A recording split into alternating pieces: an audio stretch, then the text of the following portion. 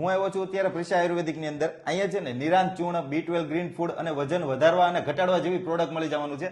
મારી સાથે સુરેશભાઈ છે.